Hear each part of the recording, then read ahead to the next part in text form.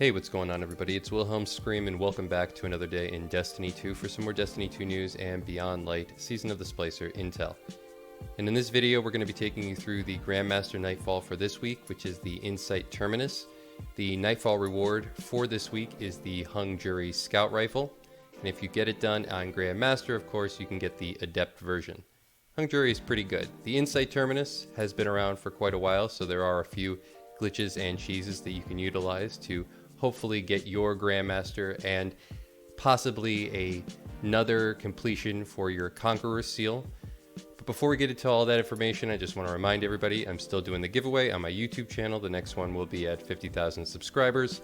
All you have to do to be entered into that giveaway is like this video, subscribe to the YouTube channel, turn on all the post notifications, the bell that's right next to the big red subscribe button, and follow me on Instagram or Twitter. They'll be linked in the description box down below. And as always, if you stick around till the end of the video, I'll have a secret hashtag you can leave in the comments section to be entered into that giveaway a second time for this video.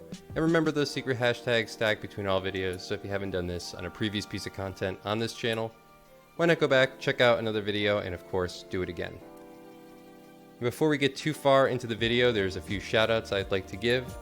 Shout out to Shamco, or Shamiko, Element, our bunny Sinister, who always helps out and allowed me to get into the group with those two gentlemen that I previously mentioned to help me actually get the completion for this Grandmaster.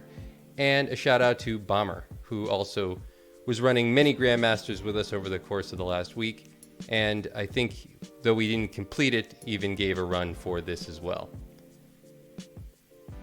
So the first thing you're going to want to do when you're going through this is for the section in the plate area.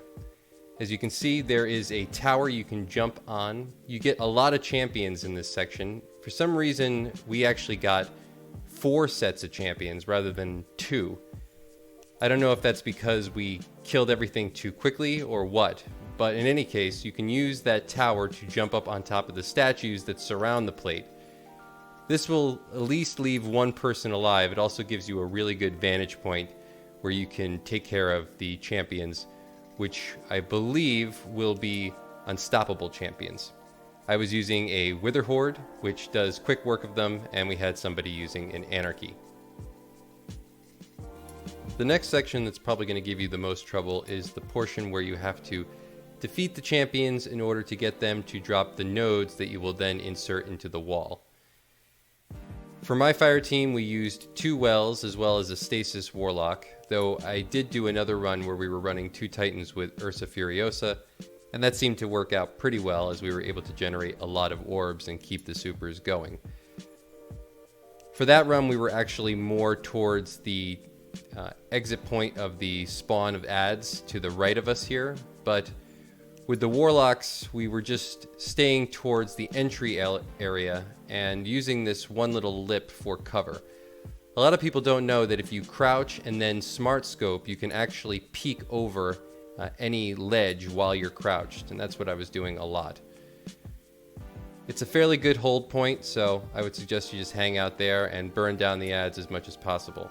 I was using a rocket launcher for ad clear, and of course we did have that other person using Anarchy, and the 2 Wither Hordes were helping out quite a bit.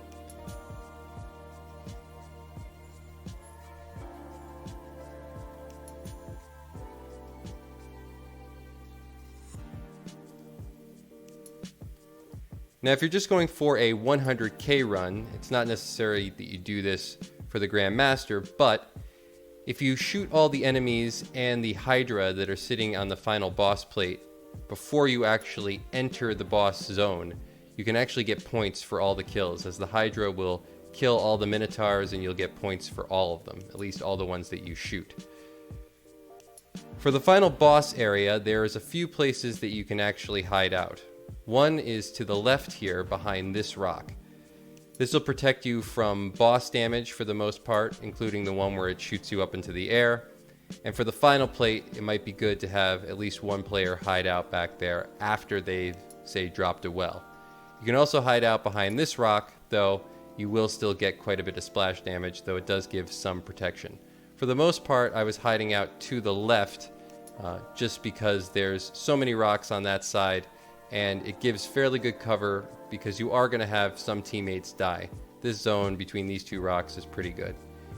If you have your other two teammates sort of more towards the center, most of the adds will be drawn there, and it's actually a fairly good spot to do a lot of damage and a lot of AoE to most of the adds that are spawning in. There is a spot above us on that sort of spinning wheel area that you can jump to and stay fairly covered. It also avoids the boss damage that shoots you up into the air, but it's kind of difficult to get up there, and if any of your teammates die, you're sort of leaving them out to dry.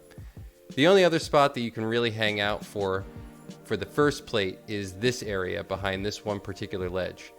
Most of the boss damage won't hit you back there, though you do have to be careful from the adds that might circle around or jump up on top. You can take damage, but it is a good point to hold out. If you just want to stick one person, I would suggest just keeping them there for that first time or that first section before the first plate. Once you have the first plate ready to go, I would run out, drop a well or whatever you're doing, and just help your teammates hold out. But it's a good place to sort of stay during that first wave where you're starting to do boss damage.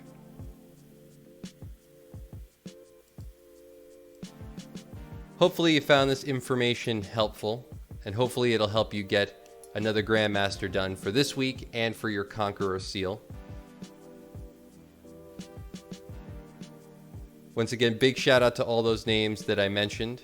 If you've watched to this portion of the video, please leave a hashtag Beyond Light or a hashtag Season of the Splicer